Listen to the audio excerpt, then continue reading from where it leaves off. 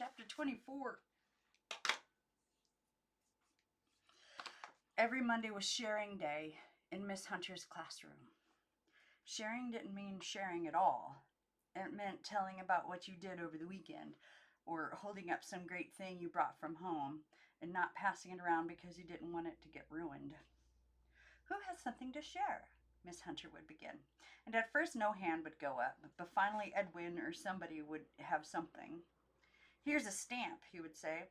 I got it at this stamp show. Louder, Miss Hunter would interrupt. Here's a stamp. I got it at this stamp show I went to with my father. It's from Morocco, and it has this camel or something on it. I'm not sure. Its hump is sort of pointy for a camel. And we saw this really rare stamp that's worth about $1 million because it was printed upside down. Then Howard would show a real arrowhead, a cobra skin, a tiny fish kite from Japan. Where did they get all these things? Barbara, have you something to share? Yes, Barbara had spent the whole weekend with her cousins who were visiting from Canada, and they had gone ice skating in the city. Alyssa had seen a horror movie, and she told its whole plot. Maggie would coil a wet strand of hair around her finger and let it spring loose. Nothing again. Carolyn, but today Maggie had something to share. Maggie, nothing again. No. Yes, I have something to share. She looked around at the faces in the room. What would she tell them? That she had found 2 old dolls who talked and moved around like real people and set up housekeeping behind a wardrobe in the attic where they served wooden bread at a tea table and watered wallpaper roses with an empty kettle? She returned her eyes to her desk and began tracing with her pen the grooves of the letter R that someone had carved there long ago. Maggie, we don't write on our desks. Did you have something to share today? Yes. Glances crisscrossed the room like searchlights in the sky, targeting her body. What did she have to share? I visited these people I know, she began. They live in this place that has a garden outside. Her voice sounded like some distant echo. And they have a dog. She paused a long while, so long that Miss Hunter thought she was finished and called on someone else. Sharon, did you have your hand up? But Maggie suddenly plunged ahead. They have all these beautiful things. They have a whole tea set painted with pansies and daisies, and I get to pour the tea and pass around the bread and butter. And there's a tea cozy, which is this thing that looks like a ski hat that you put on the teapot, and it keeps the tea warm. After tea, we go outside with the dog and sit in the garden. There are millions of roses climbing all over the place, and it's my job to water them. We all sit together in front of the roses in wicker chairs, and the man reads the newspaper, and we talk about what he reads. After that, we feed the dog, and we feel the sun on our faces and smell the millions of roses. Then we go back inside, and I did their laundry for them. First, some bloomers. That's these underpants, sort of, with ribbons at the knees. From somewhere behind her came a small sound, a laugh contained in someone's throat, and then another, also small. I washed them in a wash tub and hung them on the line out in the rose garden, and then I ironed them on the tea table with this iron you have to heat on the stove. And then I folded them in a neat stack on the table the way they showed me. When I was through, the lady put the handkerchief in her sleeve.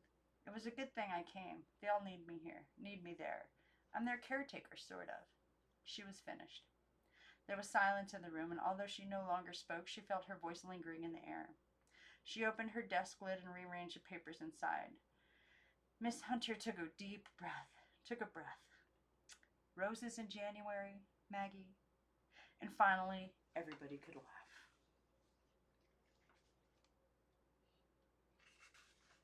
Chapter 25.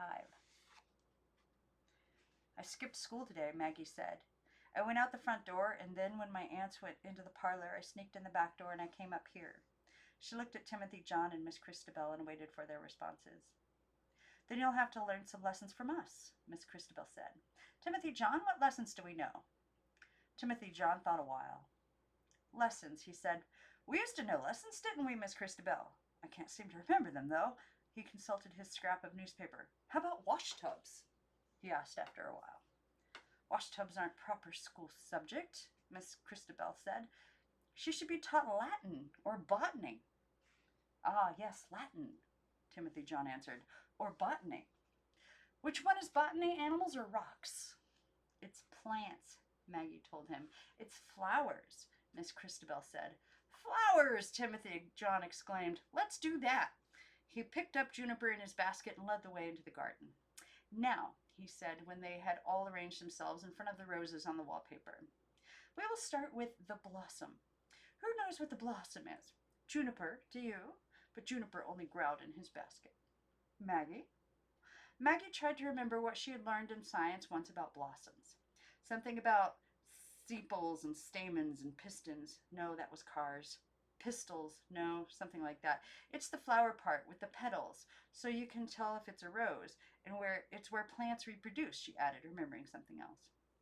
I don't think that's right, Miss Christabel said, and she bent her head close to a single rose on the wall. It looks to me like a dancer in a gypsy costume.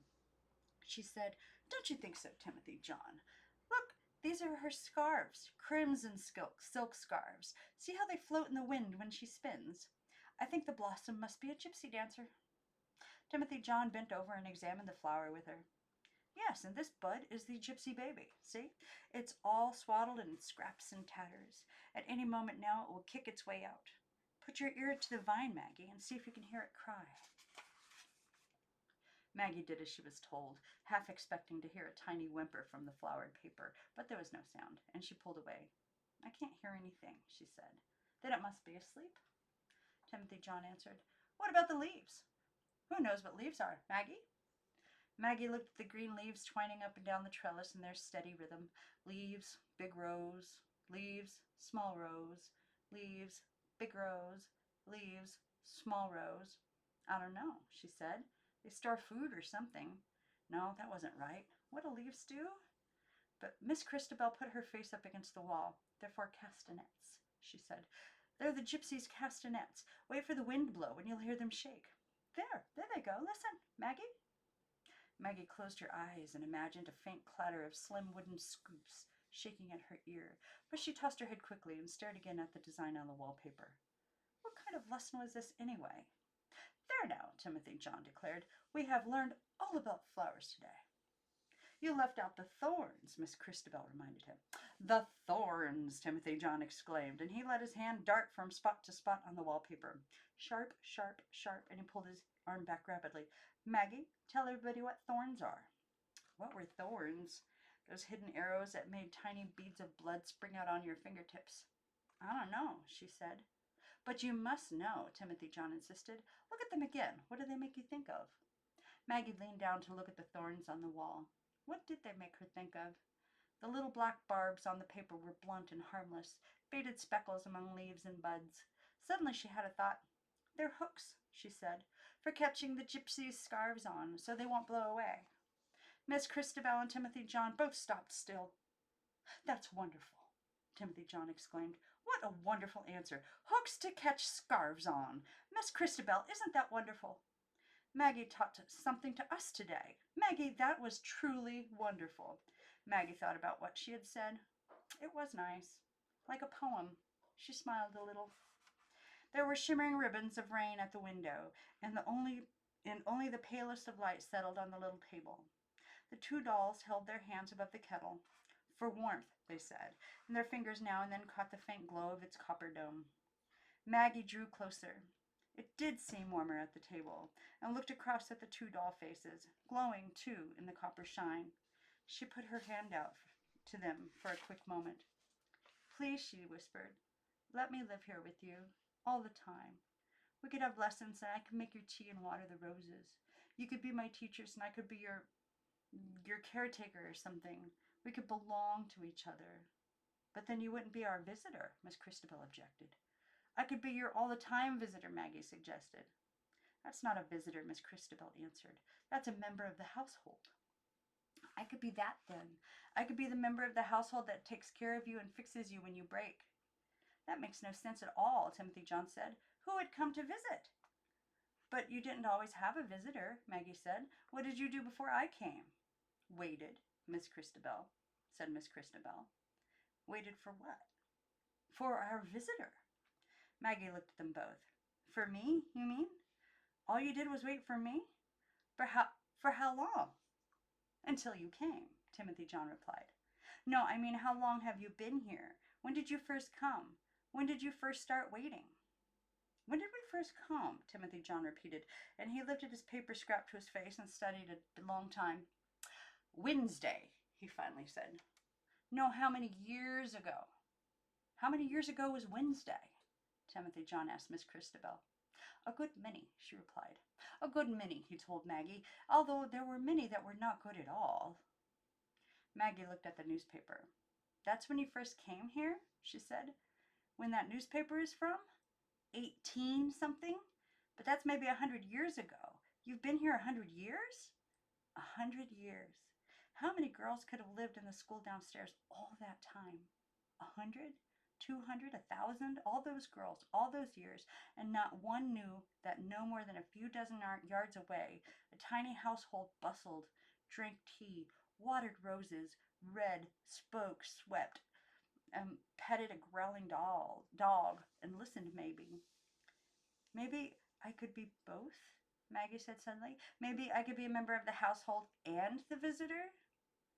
Then you would be visiting yourself, Timothy John objected. And that would make no sense. You are the visitor. We are the members of the household. One visitor, two members of the household, until the other one comes, and then we will be three. Maggie put her teacup down. What other one? What do you mean? Who else is coming here? There is one more of us to come, Miss Christabel said, holding the teapot over her cup. And then we will be quite complete. Who? Maggie demanded. Who's coming? You mean another doll? Another doll? But we have no dolls as it is. I mean, will it be as big as you or as big as me? Neither, Timothy John said. It will be exactly as big as itself, from its feet to its head, not 1 inch bigger. But how big? Maggie persisted. Will it fit on one of these chairs? Sit, Timothy John corrected. Not fit. One sits on a chair. Will it sit on one of these chairs then, will it? Of course it will sit on one, Miss Christabel said. There's no need to sit on two. It was a doll then. But when is it going to come? When? Miss Christabel carried the sugar spoon back and forth between the little bowl and her cup. When it is time. Come, finish your tea. Look, Timothy John, the vapors have begun to curl her hair, just as we said they would. That's quite right, Timothy John agreed. You have changed, Maggie. Me? Maggie looked down at her feet. How have I changed? The roses have changed you, Miss Christabel said. Their glow has come off on your face, as we said, and the bread has fattened your wrists. Look in the mirror, Timothy John said, and see for yourself. The mirror hung like a picture above her bedroom sink, holding within its frame a piece of gray sky, a rain-dark branch, and an expanse of plaster wall. Maggie put herself in the scene. It was true. Her face was fuller. The shadow that used to fall just below her cheekbone was gone, and her chin had lost its sharp point. Her hair, too, no longer lay like wet weeds against her cheek, but fluffed out around her ears. Was it really because of the roses and the wooden slabs of bread and the empty cups of tea? She seized her brush and, tilting her head to one side so that her hair fell on one shoulder, began striking at it with the sharp bristles until it floated out like a chiffon scarf around her face. Nice. She looked nice in the mirror. She had hardly looked at a mirror since she had shown off its powers to the backwoods girls. The backwoods girls. How long it had been since she had last called them to her and guided them through the many wonders of her room. It was hard to remember. A month, maybe. 2. She looked now at these same windows. Hold on, I missed a page. She looked now at these same wonders. The pen on the desk, the playing cards. When had she last played solitaire? The chest of drawers. She felt no urge to show them off to anyone. Maggie! It was Aunt Lillian. Maggie watched the color drain from the face in the mirror as she remembered suddenly that she had skipped school that day and had forgotten to come back through the front door at 3 o'clock. Maggie! Aunt Lillian's voice came from the garden, and Maggie went to the window. It was still raining, and 2 black umbrellas, like a pair of giant toadstools suddenly sprung from the earth, moved to the birch trees, to rose beds, back to the birches. Maggie! The aunts called, first one and then the other. Maggie! She retreated from the window and stood against the wall. Presently a door slammed, and Aunt Lillian called from somewhere below. Maggie! She stepped quietly into the corridor. She's never skipped school before, she heard. Maybe she's run away. Children don't run away from homes where they're properly nourished. Then where can she have gone? To see a friend. She has no friend. There was a long silence. Then she was just beginning to improve. She stopped sucking her hair. Have you noticed that? It's her nutrition. Children with adequate nutrition have no need to suck their hair. And her face, it's beginning to fill out. It was true then. Even her aunt had noticed. Maybe something happened on the way to school. Not likely. She would have been seen. There was a new tone in their voices now. Worry. They were worried about her. They noticed that her face looked fuller and her hair wasn't wet anymore, and they were worried that something had happened to her, that she had been hurt, killed even. Maybe they thought she'd been struck by a car or something. Maggie? The voices were closer now. Maggie! What? She answered from the upstairs hall. In a moment, both aunts were at the bottom of the stairs. How did you get up there? One cried. Then the other, where have you been? She walked down one step at a time while the two aunts called out repeatedly, Where were you? From below. It didn't matter what they said. They were relieved to see her. Her face was fuller, and they were happy in that she hadn't been killed. Into the parlor, Aunt Harriet commanded when she reached the bottom step. Both aunts seated themselves